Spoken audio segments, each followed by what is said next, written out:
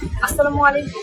আমি ফাতেমাতুল জান্নাত ইমাম, 18 সেশন আসন্ন ডাকসু নির্বাচন 2025-এ রোকেয়া হল সংসদ থেকে ভিপি পদে স্বতন্ত্রভাবে প্রতিদ্বন্দ্বিতা করছি। জুলাই গণঅভ্যুত্থান ছিল মূলত ফ্যাসিস্ট রেজিমের বিরুদ্ধে। আমরা ফ্যাসিস্ট রেজিমের বিরুদ্ধে লড়াই করে আসছি। আমাদের লক্ষ্যই ছিল আগামীর সমাজটা হবে অন্তর্ভুক্তিমূলক, আগামীর রাজনীতি হবে অন্তর্ভুক্তিমূলক।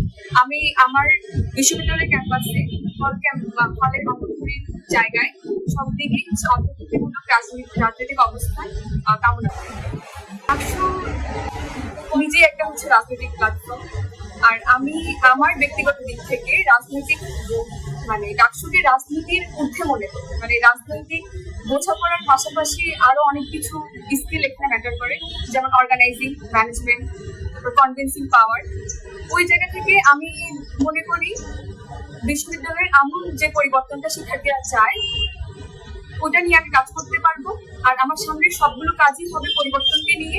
সেটা নারীদের নিরাপত্তা, রাজনৈতিক সহাবস্থান থেকে শুরু করে ফলে লেজুভিত্তিক রাজনীতি দূর করে আমাদের দলীয় লেজুভিত্তিক রাজনীতির এগেনস্টে যে ফাইটটা দেওয়া দরকার, ওই জায়গা থেকে রাজনৈতিক ট্রমার মধ্যে দিয়ে হলের শিক্ষার্থীরা যে পরিস্থিতির শিকার হয়েছে সেখান থেকে তাদের ভয়টা দূর করা, ওই সব মিলিয়ে আমার আসলে হল সংসদে প্রতিদ্বন্দ্বিতা করা।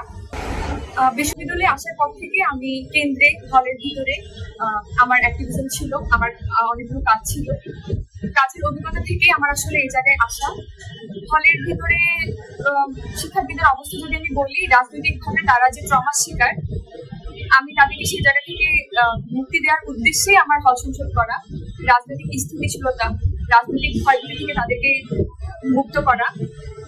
তারপর নারীর যে নিরাপত্তা ইস্যুগুলা ক্যাম্পাসের ভিতরে আমাদেরকে নিরাপত্তাজনিত কারণে যে যে জায়গায় বাধা দেয়া, যেমন যদি উদাহরণস্বরূপ ধরি, আমাদের হলগেট 10টায় অফ হয়ে যায়। আমরা যখনই বলি যে আমাদের হলগেটটা ওপেন রাখতে হবে সারা রাত, তখন আমাদেরকে একটাই কথা বলা হয় যে নিরাপত্তাজনিত কারণে আমরা হলগেটটা খোলা রাখতে পারবো। আমি যদি হলের ভিতরে আমার বিল্ডিং গুলার কথা বলি, আমার রোকেয়া হলে 4টা বিল্ডিং আছে। 4টা বিল্ডিং এ 4টা কেজি গেট থাকে, যেটা দেড়টার দিকে, রাত 1:30-2টার দিকে অফ হয়ে যায়। ওই বিষয় নিয়েও যখন আমরা কথা বলতে যাই, প্রশাসন আমাদেরকে একটাই অজুহাত দেখায়, আমাদের নিরাপত্তাজনিত কারণে আমাদের কেজি গেটগুলো অফ করতে হবে, যেহেতু আমাদের হলের ভিতরে মেল স্টাফ থাকে। তো আমি আমার হলের জন্য, আমার হলের মেয়েদের সুবিধার্থে এই কাজগুলো করতে চাই। তাদের নিরাপত্তা নিশ্চিত করে, প্রশাসনের মাধ্যমে তাদের নিরাপত্তা নিশ্চিত করে আমি তাদের এই দাবিগুলো আদায় করে নিয়ে আসবো বলে আমি প্রতিশ্রুতি দিতে চাই। আমরা সবাই জানি আমাদের বিশ্ববিদ্যালয়ের নিজস্ব প্রক্টোরিয়াল বডি আছে, যারা আমাদের নিরাপত্তাজনিত কাজে নিযুক্ত, কিন্তু আমাদের প্রক্টোরিয়াল বডি এভাবে মুভ করতে পারে না, কারণ আমাদের বিশ্ববিদ্যালয়ে নিজস্ব কোনো নিরাপত্তা বাহিনী নাই। তো আমি আমার জায়গা থেকে চেষ্টা করব বিশ্ববিদ্যালয়ের প্রশাসন যেন নিজস্ব নিরাপত্তা বাহিনী নিযুক্ত করে প্রক্টোরিয়াল বডিকে আরো বেশি সক্রিয় করে। সেই জায়গাটা আমি প্রশাসনের সাথে সহায়তা করে আমাদের মেয়েদের বা পুরো ক্যাম্পাসের যে নিরাপত্তা জনিত ইস্যু, সেটা থেকে উত্তরণের জন্য সাহায্য করে। আমাদের হলগুলোতে সব থেকে বেশি ভোগান্তির যে জায়গাটা, সেটি হলো আমাদের খাদ্য। আমাদের খাবারের ক্যান্টিনগুলোর মান খুবই নিম্নমানের। তার একটাই কারণ, আমাদের বিশ্ববিদ্যালয় থেকে কোনো প্রকার ভর্তুকি আমাদের হল ক্যান্টিনগুলোতে দেওয়া হয় না। বিশ্ববিদ্যালয়ের কোনো ক্যান্টিন বিশ্ববিদ্যালয় প্রশাসন থেকে ভর্তুকি পায় না, যার কারণে আমরা যথেষ্ট চেষ্টা করার পরও দেখা যায় আমাদের খাবারের মান খুবই কম, নিম্নমানের। আমি আমার জায়গা থেকে আমার হলের মেয়েদের স্বাস্থ্য সুরক্ষা নিশ্চিত করতে, হাইজিন মেনটেন করে খাদ্যের মান বাড়ানোর ক্ষেত্রে বিশ্ববিদ্যালয় প্রশাসন থেকে যেন ভর্তুকি দেওয়া হয়, হল প্রশাসন থেকে যেন যথেষ্ট তদারকি করা হয়, সেই জায়গাগুলো নিশ্চিত করবো, প্রশাসনকে সহায়তা করবো। আমাদের মেয়েদের হলে আরেকটা কমন সমস্যা হলো প্রশাসনিক জটিলতা, প্রশাসনিক হ্যারাসমেন্ট। আমাদের স্টাফদের বিহেভিয়ার, আমাদের স্টাফদের কাজের দীর্ঘসূত্রিতা, প্রশাসনের কাজের দীর্ঘসূত্রিতা, এই জায়গাগুলো থেকে আমাদের মেয়ে শিক্ষার্থীদেরকে অনেক হ্যারাসমেন্ট শিকার হতে হয়। ওই জায়গা থেকে আমি যথেষ্ট চেষ্টা করব আমার হলের যে কোনো কাজ খুব সহজভাবে স্মুথলি প্রশাসন থেকে বের করে নিয়ে আসা। আমাদের মেয়েদের 2টা হল, শামসুন্নাহার হল ও রোকেয়া হল, টিএসসি সংলগ্ন এরিয়ায়। আর টিএসসি হচ্ছে মূলত আমাদের যে কোনো প্রোগ্রাম, যে কোনো কালচারকে ফুটিয়ে তোলার একটা জায়গা।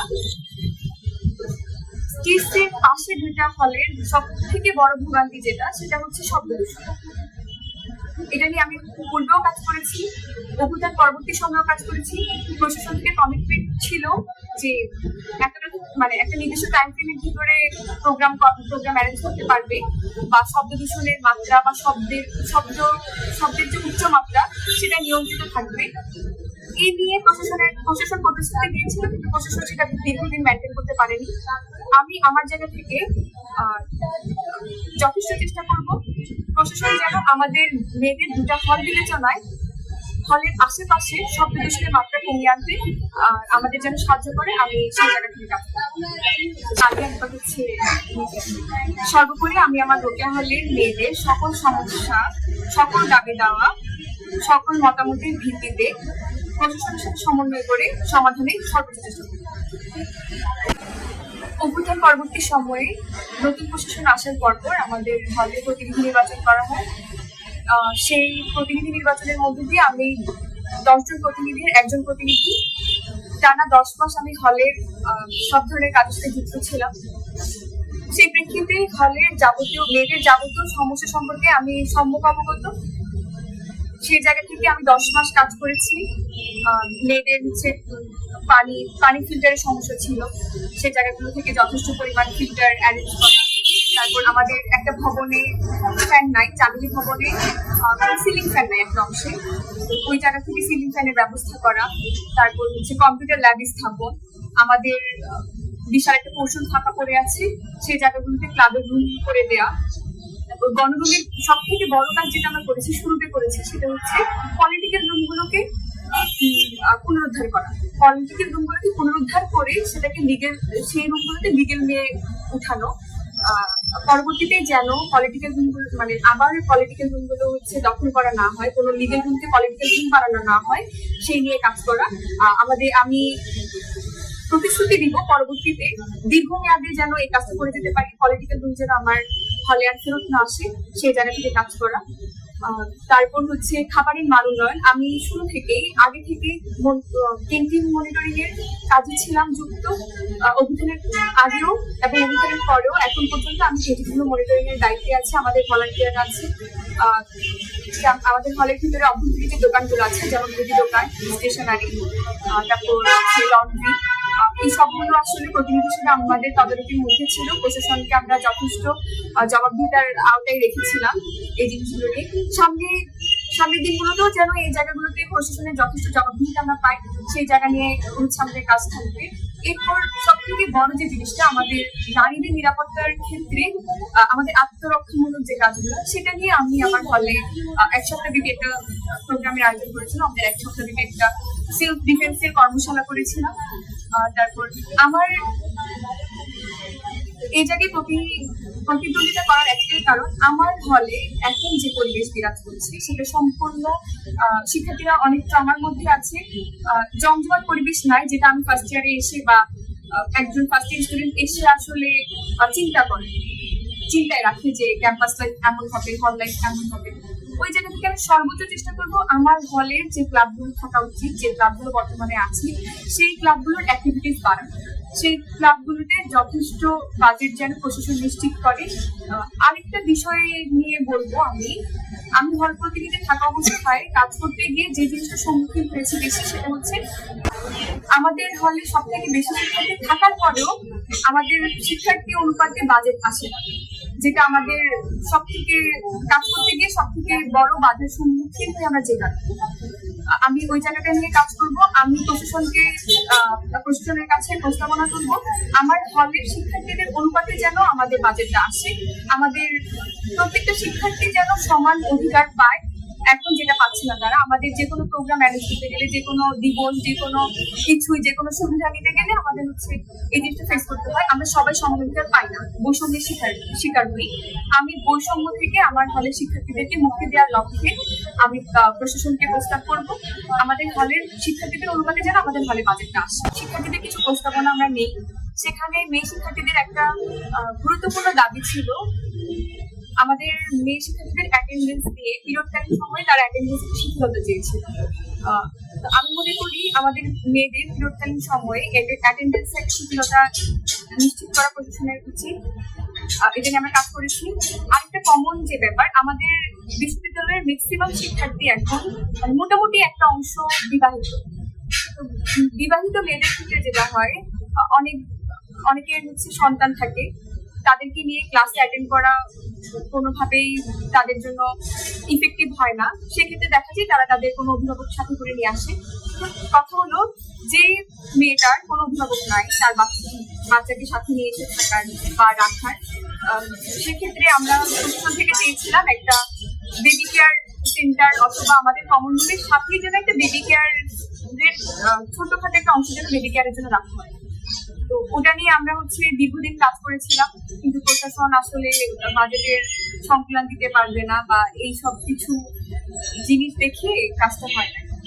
তো আমি চেষ্টা করব এই কমিটমেন্ট রাখতে, যতটুকু আমি পারবো নারী শিক্ষার্থীদের জন্য যারা ম্যারিড তাদের জন্য বেবি কেয়ার সিস্টেমটা চালু করা, ব্যবস্থা করতে সাহায্য করা, আর মেয়েদের পিরিয়ডকালীন সময়ে অ্যাটেন্ডেন্সের শিথিলতা যেন মাসে অন্তত 2টা দিন তারা বিনা প্রশ্নে ক্লাস অফ রাখতে পারে বা অফ দিতে পারে।